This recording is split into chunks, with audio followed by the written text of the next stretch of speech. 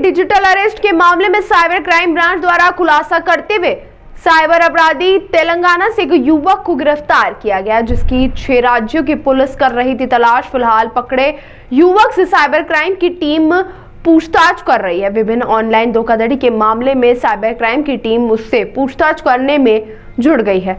तो मैं आपको बता दें, दरअसल डिजिटल अरेस्ट के मामले लगातार सामने आ रहे हैं।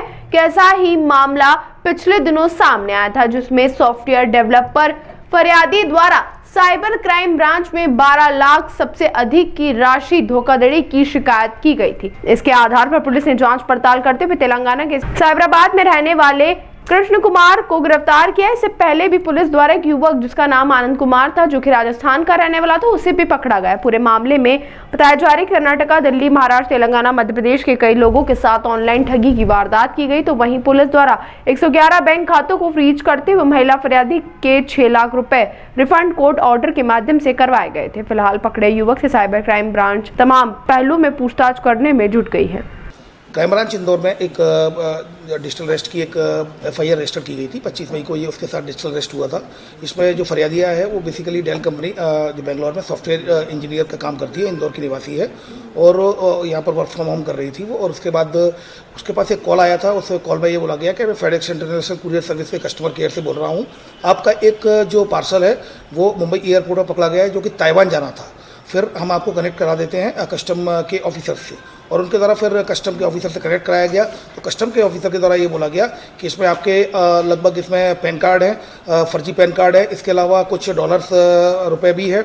इसके अलावा MDMA इलीगल ड्रग है और जो कि काफ़ी जिसमें आपको जेल हो सकती है। इसलिए चूंकि इसमें ड्रग है तो इस स्थिति में साइबर क्राइम मुंबई भी इसमें आपकी इन्वेस्टिगेशन करेगी। और फिर मुझे कनेक्ट करा दिया उन्होंने साइबर क्राइम मुंबई इंदौर से, मुंबई से कनेक्ट करा दिया।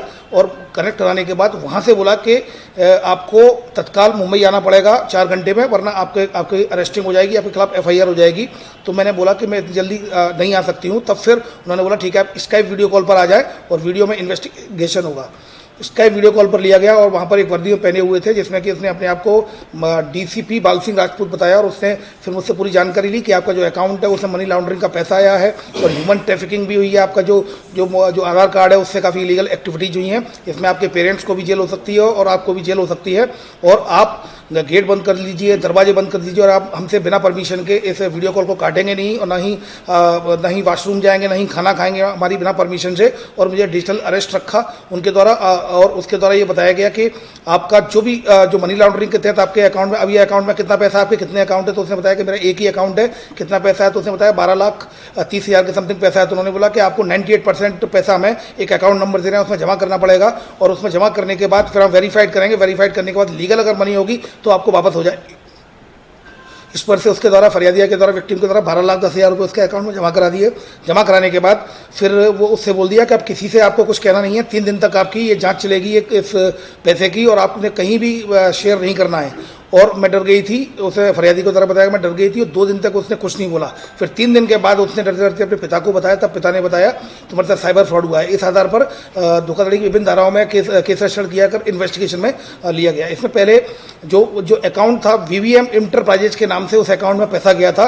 जब वहाँ पर हमारी टीम गई थी सब इंस्पेक्टर कमल महेश्वर के नेतृत्व में, तो वहाँ पर इस तरह की कोई भी इंटरप्राइज कंपनी है ही नहीं, फर्जी कंपनी पाई गई थी। जिसके अकाउंट में, जिसके जब जीमेल चेक किया गया तो जीमेल में इसके जो कुछ नंबर्स चले थे, उस नंबर में एक नंबर आइडेंटिफाइड हुआ था। इसके अलावा उस अकाउंट पर पूरा पैसा गया। उसके बाद 4 लेयरों में अलग अलग अकाउंट में और पैसा चला गया, जिसमें से एक आरोपी पूर्व में झालावाड़ से उसके खिलाफ वैधानिक कार्रवाई की गई। इसके अलावा फिर एक जो VVM इंटरप्राइज है, जो कि फर्जी कंपनी इनके द्वारा बनाई गई थी, उसका जब जीमेल चेक किया गया तो उसमें एक नंबर और आया।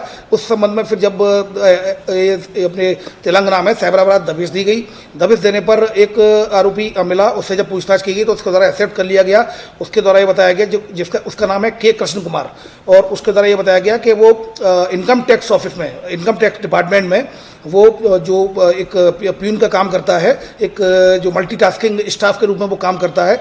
और उसका जो मास्टरमाइंड है इस पूरे गैंग का वो जयसिम्हा है, जो कि जयसिम्हा पूर्व में अभी दबिश दी गई तब भी वो हैदराबाद से फरार था।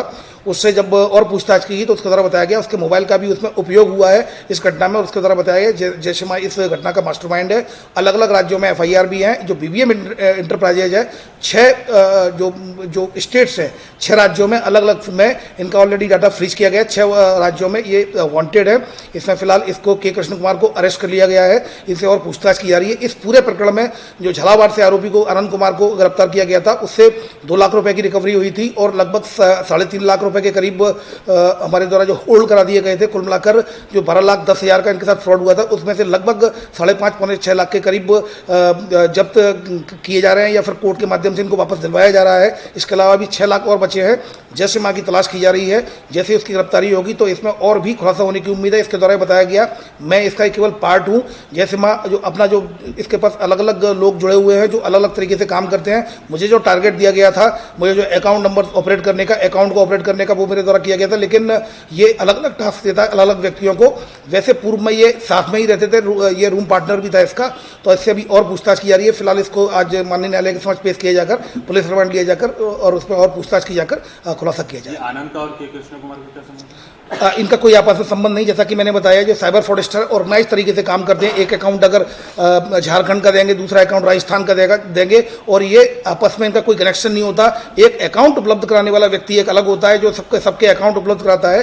तो इसमें कई बार कनेक्शन नहीं मिलता। इसमें जो सबसे ज़्यादा सिमिलरिटी पाई जाएगी वो जो इनका मास्टरमाइंड है जैसे माँ, उसके पकड़े जाने के बाद सारी चीज़ें पता चलेगी किस तरह से वो ऑर्गेनाइज करता था। ये सब उसके साथ काम करने वाले लोग थे लेकिन ये आपस में एक दूसरे को नहीं जानते। आनंद का केवल अकाउंट है। आनंद के अकाउंट में पैसा गया था और उससे 2 लाख रुपये रिकवर भी हुए।